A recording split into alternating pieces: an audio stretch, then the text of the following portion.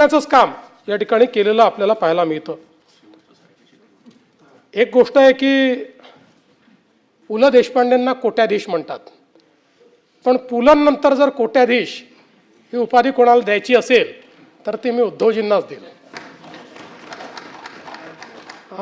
हा अर्थात नाही, ते कागदांच्या नाही, शब्दांच्याच।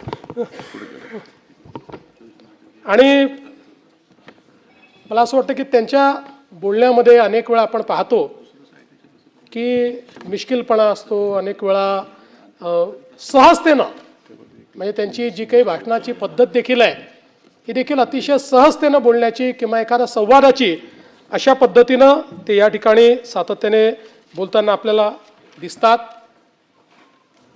अनेक वेळा ते भिडताना दिसतात, खूप जोरदार अटॅक करताना दिसतात, जोरदार प्रतिवाद करताना दिसतात, पण त्याचा मूळ स्वभाव तो नाही आहे।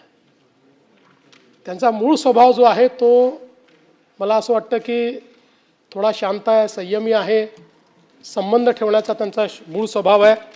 पण राजकारणात आपल्याला वेगवेगळ्या प्रकारचा आवेश आणावा लागतो, त्याप्रमाणे तो आवेश देखील आणताना आपण त्यांना पाहतो।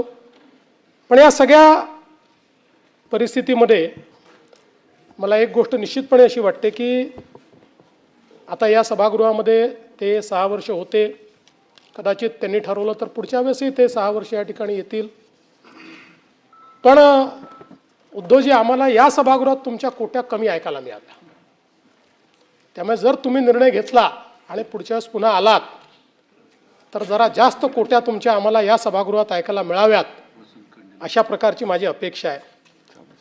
आता खरं तर आम्ही एकत्रित होतो, आता 19ला काय झालं, जे काय झालं, आम्ही वेगवेगळे झालो, आणि म्हणून मला केवळ एक शेर या ठिकाणी ऐकवायची इच्छा आहे। 260, 259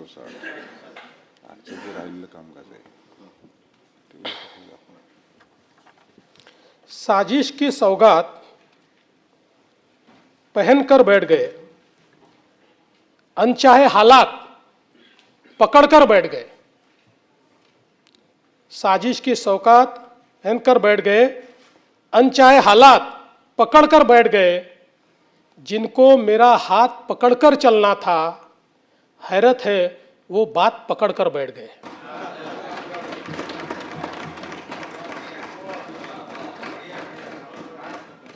पण ठीक आहे, आता कुठलाही आपला रस्ता असला तरी तुम्हाला खूप शुभेच्छा आहेत।